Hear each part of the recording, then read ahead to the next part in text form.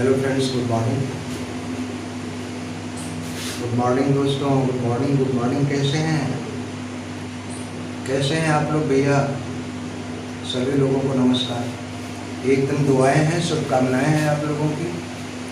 बस मौसम ही मेहरबान नहीं है, बेहद उमस है। आप लोगों की तरफ तो मौसम खुशगवार होगा।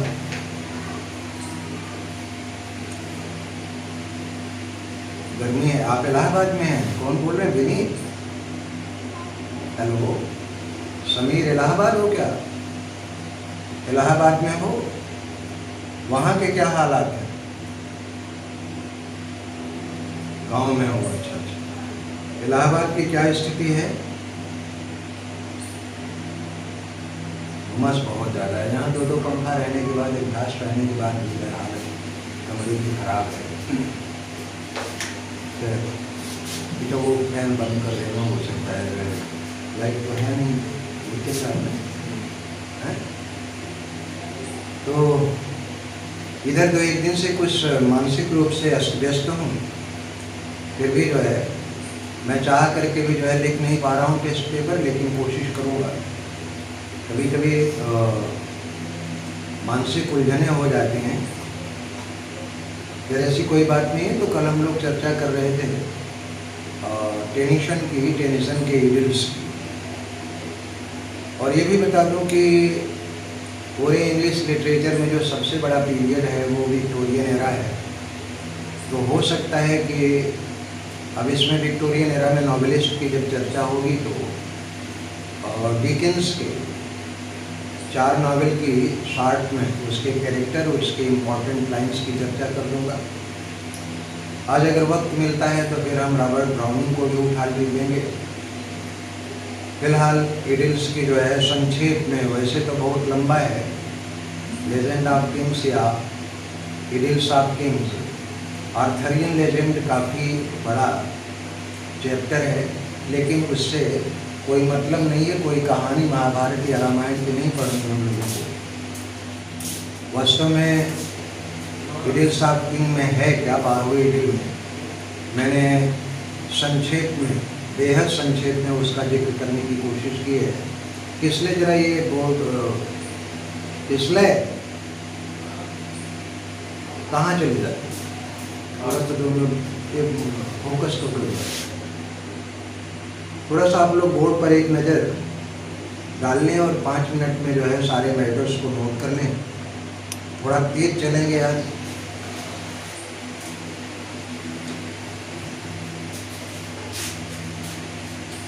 तो इडिल्स ऑफ किंग में पहली इडिल है king Arthur establishes his kingdom.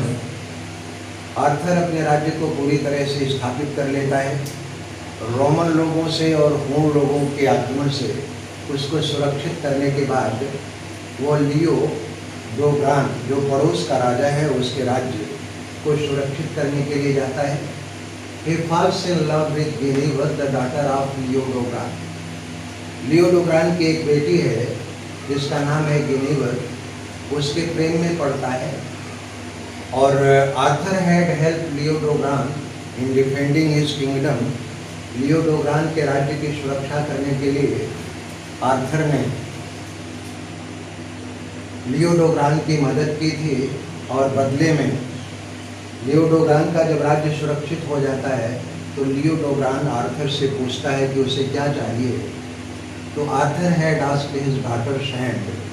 तो आर्थर ने ये कहा कि लियो डोग्रान अपनी बेटी गिनेवर का विवाह उससे करे। विवाह संपन्न हो जाता है, लेकिन आर्थर गिनेवर को अपने साथ लेकर के अपने राज्य वापस नहीं जाता है। In the second idyll Arthur asks Lancelot to bring Guinevere from Leodegrance. दूसरे लेजेंड में टेंशन ने ये दिखाया है कि लांसेलॉट, जो कि आर्थर का एक नाइट है, मैंने कल बताया था लियो राउंड टेबल में कुल 12 नाइट्स थे। तो आर्थर अपने नाइट लांसेलॉट से कहता है कि लियो डोग्रान के घर से गिनेवर को वापस लेकर के आए। लेकिन लांसेलाट जाता है और फिर गिनीवर को अपने साथ वापस लेकर के आर्थर के राज्य वापस लौटता है। रास्ते में ही दोनों गिनीवर और लांसेलाट गुपचुप विवाह कर लेते हैं और इस तरह से आर्थर को धोखा देते हैं। थर्ड एडिल में Arthur again marries Guinevere unknown of Guinevere's infidelity. Guinevere की इस बेवफाई से बेखबर दोबारा अपने राज्य वापस पहुंचने पर आर्थर गिनीवर से विवाह करता है और फिर उस विवाह का सेलिब्रेशन करता है। फोर्थ एडिल में Galahad Arthur's most trusted and faithful knight. पूछा गया है प्रश्न, who was the most faithful knight of Arthur, तो जवाब है गैलाहर। गैलाहर जो कि सबसे ज़्यादा विश्वसनीय और स्वामी भक्त नाइट है आर्थर का, warns Arthur against incestuous relation between Lancelot and Guinevere. Galahad सूचना देता है कि लांसेलाट और गिनीवर के बीच में एक नाजायज संबंध है, अनैतिक संबंध है, कामुकतापूर्ण संबंध है और इस तरह से गिनीवर बेवफाई कर रही है आर्थर के साथ। लेकिन Arthur does not believe and says to Galahad that he had already got Lancelot and Elaine married. उसके इस बात को आर्थर खारिज करता है और ये कहता है कि ऐसा संभव नहीं है कि गिनीवर और लांसेलाट के बीच में कोई अनैतिक संबंध हो, क्यों कि आर्थर ने खुद लांसेलाट का विवाह एलीन से करवाया था। Fifth idyll is related to Geraint. पांचवी एडिल वास्तव में जेरेंट जो कि एक बहादुर नाइट था, उसके शौर्य प्रदर्शन का विस्तार से वर्णन किया गया है और अंत में जेरेंट एक जायंट को मार देता है। द सिक्स्थ एडिल में नोट कर लिया हूँ तो मैं मिटाऊँ इसे।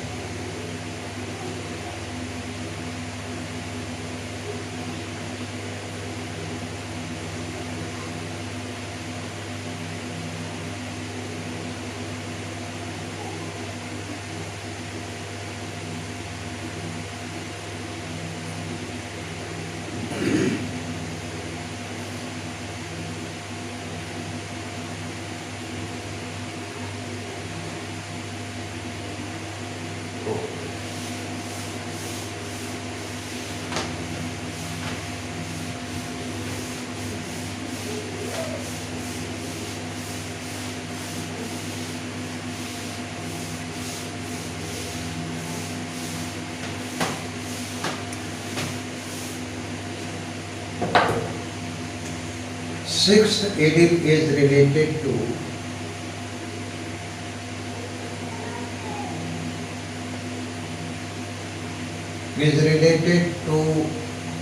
Balin and his birth. छठी एडिल पूरी तरह से बालिन और उसके जन्म की कहानी है and how he comes and how he comes into round table.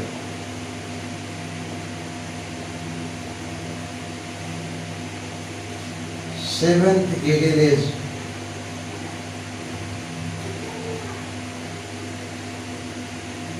related to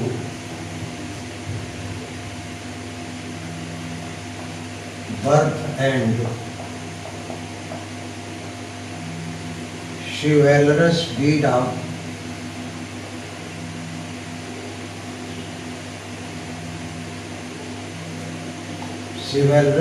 of बालन। छठी कहानी में बालिन का जिक्र है और सातवीं कहानी में बालन का जिक्र है। दोनों अत्यंत बहादुर योद्धा होते हैं और अपने शौर्य प्रदर्शन के कारण राउंड टेबल में शामिल होते हैं। वही राउंड टेबल जिसकी स्थापना आर्थर ने किया था। एट्थ एडिल मोस्ट इम्पॉर्टेंट वन, ध्यान रखिएगा। आठवीं एडिल वो राउंड टेबल की जो है सबसे महत्वपूर्ण है। It is story of miraculous birth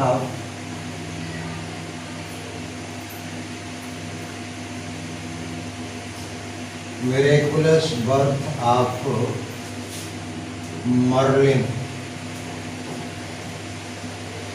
विस्तार से इसके विस्तार में नहीं जाऊंगा। मर्लिन को ही लेडी ऑफ प्लेग कहा गया है। whom betrays Galahad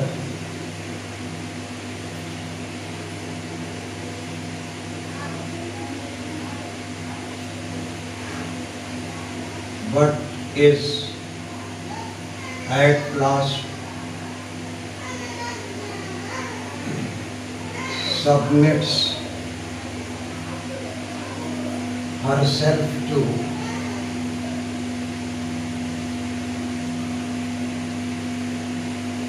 the virtue of Galahad.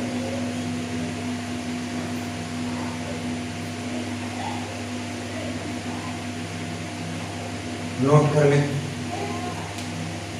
छठी कहानी बालिन से संबंधित है, सातवीं जो है बालन से संबंधित है, आठवीं डील जो कि राउंड टेबल की आइडियल शॉपिंग की सबसे महत्वपूर्ण कहानी है, जिसमें टेंशन ने ये दिखाया है कि किस प्रकार मर्लिन नाम की एक देवी और अत्यंत खूबसूरत जो हर तरह से गुण संपन्न है, उसके चमत्कारिक जन्म की कहानी है, जिसको लेडी ऑफ प्लेग कहा गया है। प्रश्न पूछा गया है who is the lady of plague, तो उसमें गिनीवर भी ऑप्शन में है, मर्लिन भी है, एलिन भी है और क्या नाम है एनीड भी है।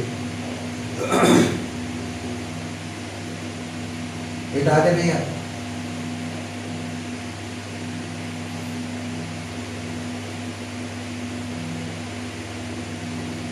To the virtue of Galahad.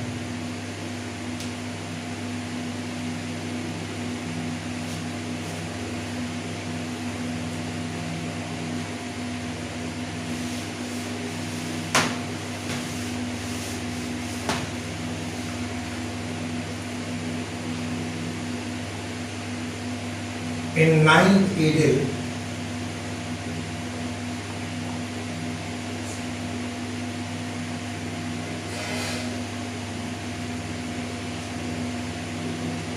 the marriage of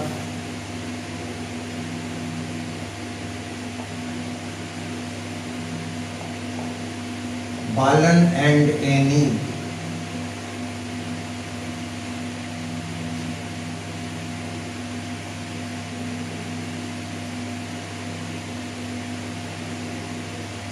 is shown। नवी इडिल में बालन और एनीद के बीच में विस्तार सहित विवाह का जो है वर्णन है। इन 10th इडिल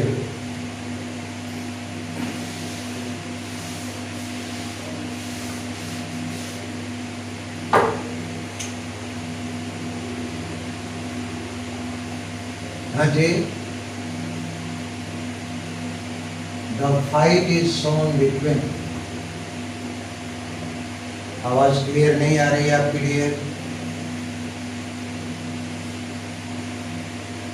9th idyll द बेटा जो है सुनाई नहीं दे रहा है, क्या बोलते हैं। 10वीं idyll में the fight is shown between Galahad and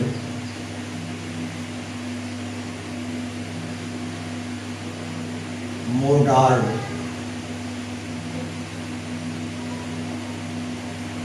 10वीं इडिल गैलाहद और मोडार्ड के बीच में युद्ध का वर्णन है। मोडार्ड runs away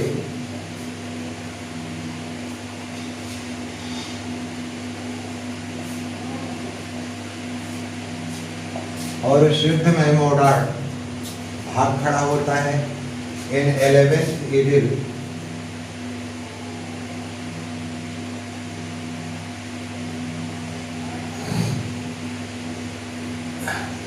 Modart fights with Arthur.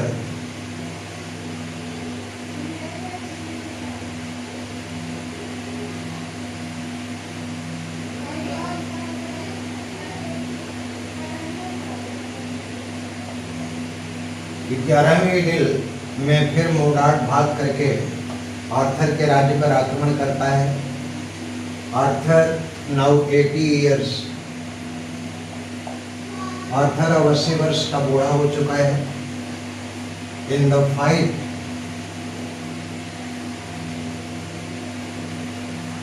मोडार्ट is killed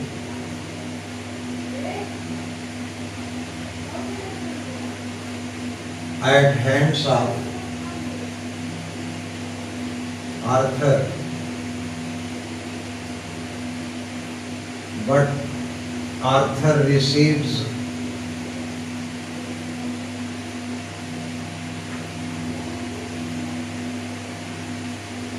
fatal wound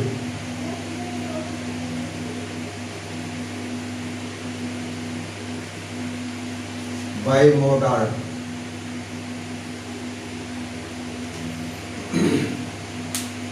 बिता दें। 11वीं डील में मोडार्ट और आर्थर के बीच में युद्ध है। आर्थर 80 वर्ष का बूढ़ा हो चुका है। दोनों के बीच में लड़ाई में मोडार्ट आर्थर के हाथों मारा जाता है, लेकिन उस 80 वर्ष के बूढ़े आर्थर को घातक चोट लगती है। अब 12th डील बिता दें इसको।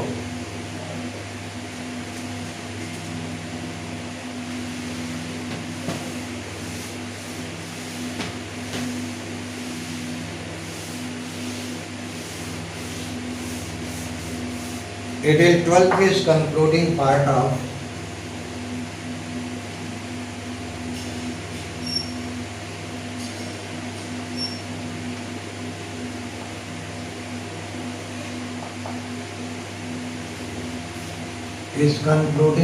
of Edels of King.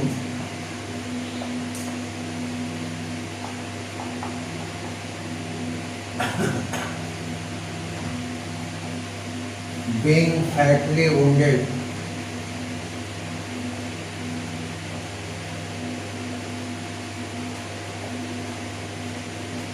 Arthur decides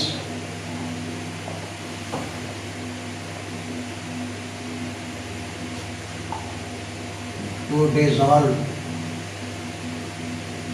Round Table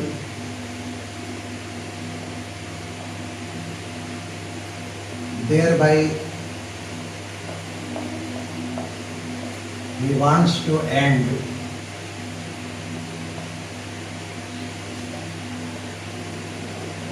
the age of chivalry.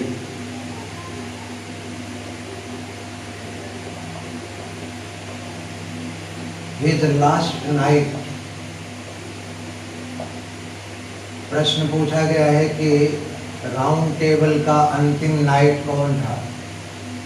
His last night Bedivere.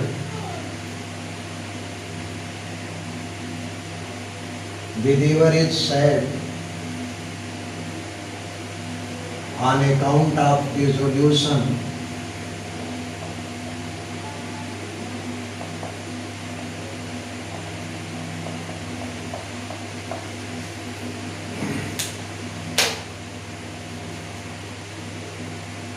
Arthur makes his famous speech.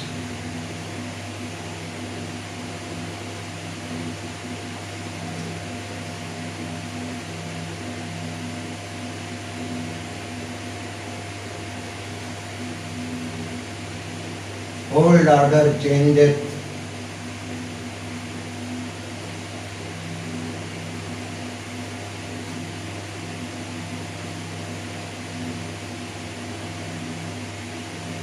yielding place to new.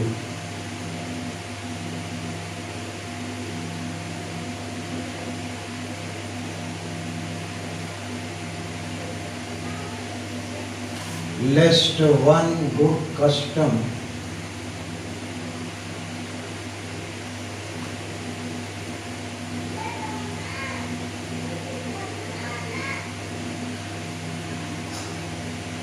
should corrupt the world.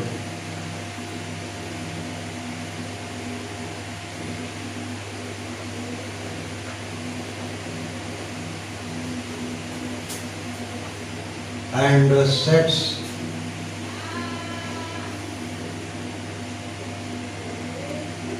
onto the island of Avilion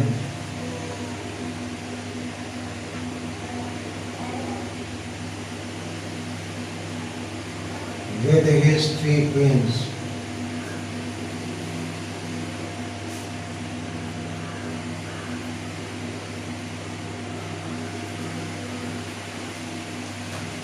ये खत्म हो गया 12वीं इडिल, जो कि concluding part है इडिल्स of king का। मोडार्ट के साथ बुरी तरह से घायल होने के बाद आर्थर ये फैसला लेता है कि वो राउंड टेबल को भंग करेगा, डिसॉल्व करेगा। Thereby he wants to end the age of chivalry, और इस प्रकार ये वीरता काल को जो है समाप्त करना चाहता है। His last night wherever is said on account of dissolution, round table को भंग करने के फैसले पर अंतिम राउंड टेबल का जो नाइट है विदेवर, वो अत्यंत दुखी होता है। Arthur makes is famous speech, और इस अवसर पर आर्थर अपना प्रसिद्ध भाषण देता है। Old order changes yielding place to new, कि प्राचीन परंपराएं अवश्य ध्वस्त कर देनी चाहिए और उनकी जगह पर नई मान्यता जो वर्तमान परिस्थितियों के अनुरूप हो उस व्यवस्था को जन्म देना चाहिए। Lest one good custom should corrupt the world, कि कहीं ऐसा ना हो कि एक अच्छी व्यवस्था, अगर उस व्यवस्था को लंबे समय तक खींचा जाए तो निश्चित रूप से उसमें अवश्य बुराइयां आ जाती हैं। इस प्रकार प्राचीन मान्यताओं परंपराओं को, चाहे वो कितनी भी अच्छी रही हो, अगर वो वर्तमान परिस्थितियों के अनुरूप नहीं हो, अपनी प्रासंगिकता खो दी हो, तो उन व्यवस्था को अवश्य समाप्त कर देना चाहिए और उनके स्थान पर नई व्यवस्था जो वर्तमान परिस्थितियों के अनुरूप हो, रेलेवेंट हो, उसको जन्म दिया जाना चाहिए। और ऐसा कहते हुए वो विदीवर को सांत्वना देता है और अपनी 3 पत्नियों के साथ एवेलियन आइलैंड की यात्रा पर निकल जाता है। इसी के साथ ये इडिल्स ऑफ द किंग। और हाँ, याद रखिएगा कि जो प्रश्न पूछा जाता है, वो अक्सर जो कोटेशन पूछा जाता है, वो इडिल्स ऑफ किंग के जो है 12 इडिल से जो स्पीच है आर्थर की, वो काफ़ी महत्वपूर्ण है। मौका मिलेगा तो उसके बारे में कभी चर्चा करूँगा। ये आपका समाप्त हुआ। अब नोट कर लिया हो तो फिर मैं मिटा दूँ।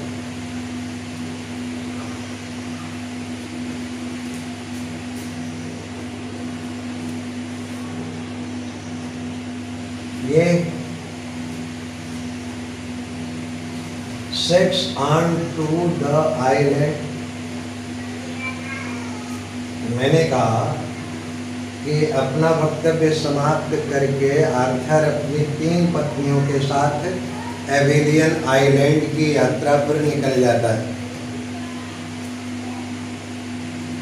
राइट, नोट कर लिए हैं।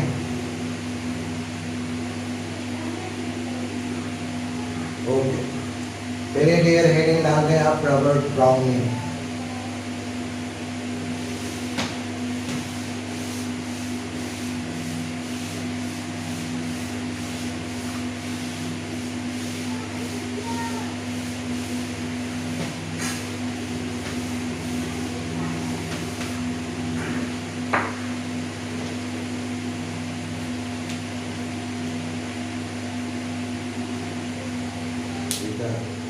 अभी समय कितना बचा हुआ है? 10 मिनट।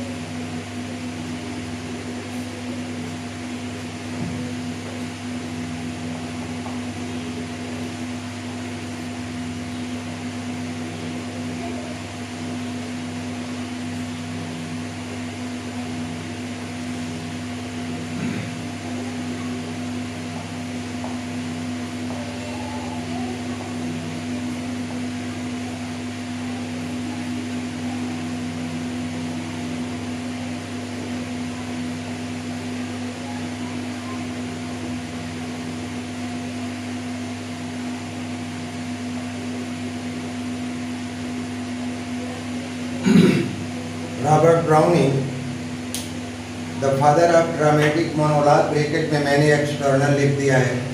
वास्तव में ड्रामेटिक मोनोलॉग दो तरह के होते हैं, एक तो प्लेन होता है जिसको हम एक्सटर्नल कहते हैं, और दूसरा होता है इंटरनल जिसको हम स्ट्रीम ऑफ कॉन्शसनेस कहते हैं। और ड्रामेटिक मोनोलॉग के वीडियो में मैंने विस्तार से इसकी चर्चा कर दी है। अगर कोई दिक्कत हो तो आप लोग उसको कंसल्ट कर लीजिएगा। वॉज बॉर्न इन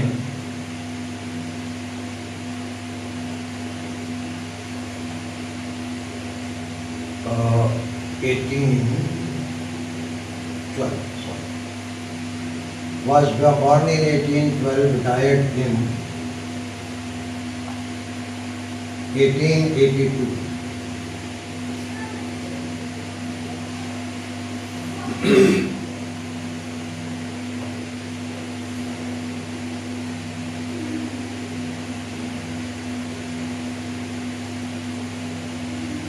थोड़ा सा सो जा रहे हो क्या? पानी थोड़ा सा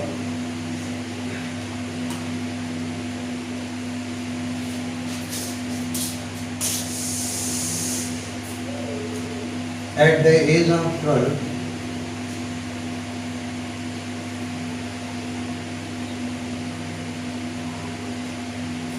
Browning started composing poems.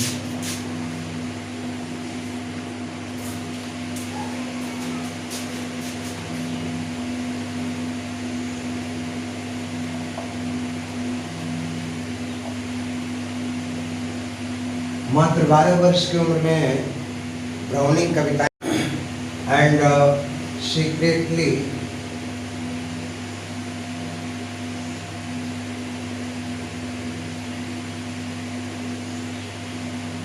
Published. बोली उसकी पहली रचना कौन थी? बोली भाई, कोई जवाब भी आना चाहिए।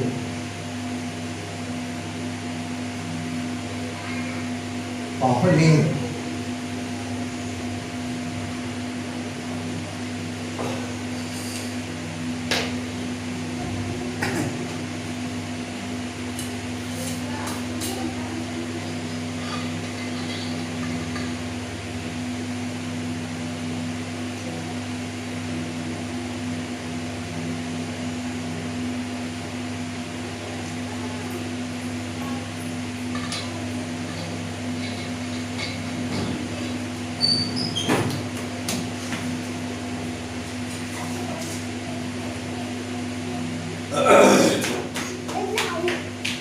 और पाउलिन का प्रकाशन एनोनिमसली, एनोनिमसली का मतलब अपना नाम नहीं दिया था। इन 1840 दूसरी रचना बताओ। शार्डेलो।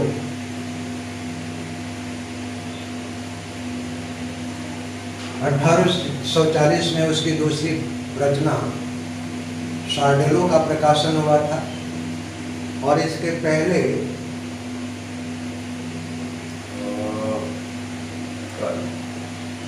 इन 1837 मैक्रेडी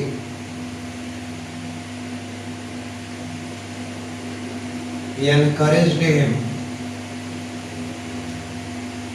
थोड़ा सा ये पॉइंट बाद में लिख लेना इसके पहले। मैक्रेडी encouraged him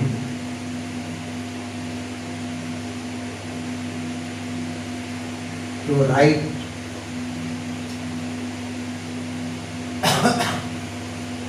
ये 1840 को बाद में आप लिख लीजिएगा, 1837 के पहले।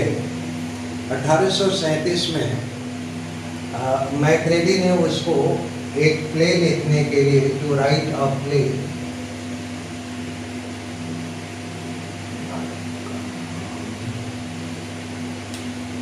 Stratford,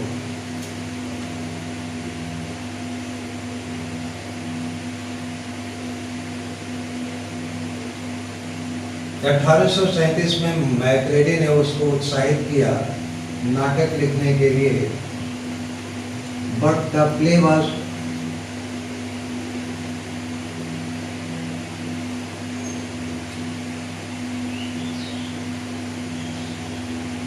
utterly failure.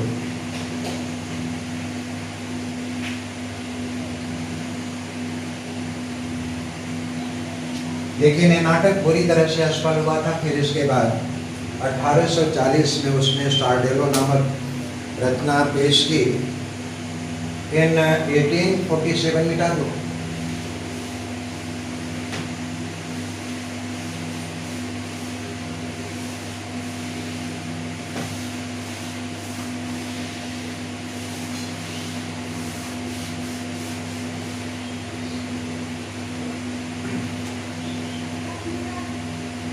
In 1841, he published his second play,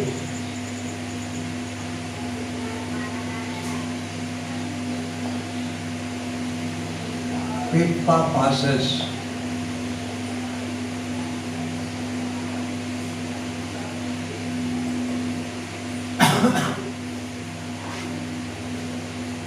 But the play also failed.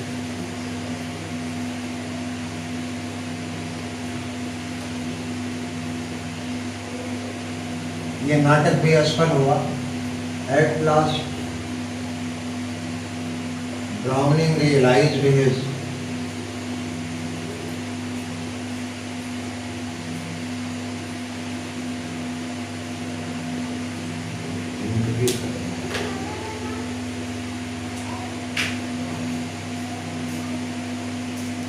inner inclination.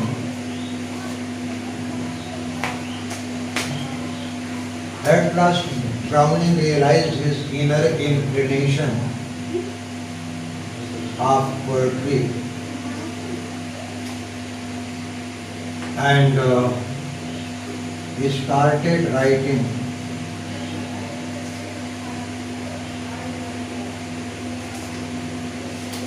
Ink भी खत्म है डियर, बोल दे रहा हूँ अगर जब तक काम चल रहा हो। And he started composing poetry in 1842। आप लोग मेरी आवाज अगर सुन रहे हो तो प्लीज लिखते जाएं। In 1842, Browning wrote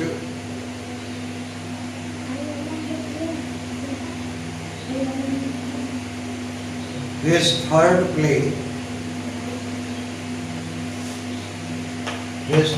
play, King Victor।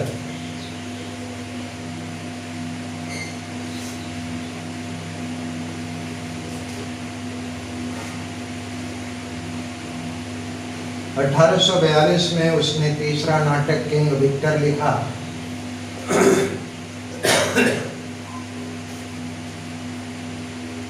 But Browning realized that he was not made to write play. He realized his inner inclination of poetry। Browning को आखिर में ये पता चल गया कि उसकी वास्तविक और स्वाभाविक रुझान वो कविता है, न कि नाटक है। And finally he bade goodbye to playwriting। His last play was King Victor। And in 1842 he established dramatic monologue permanently, and thus he contributed a new genre of poetry to English poetry, English language। In 1843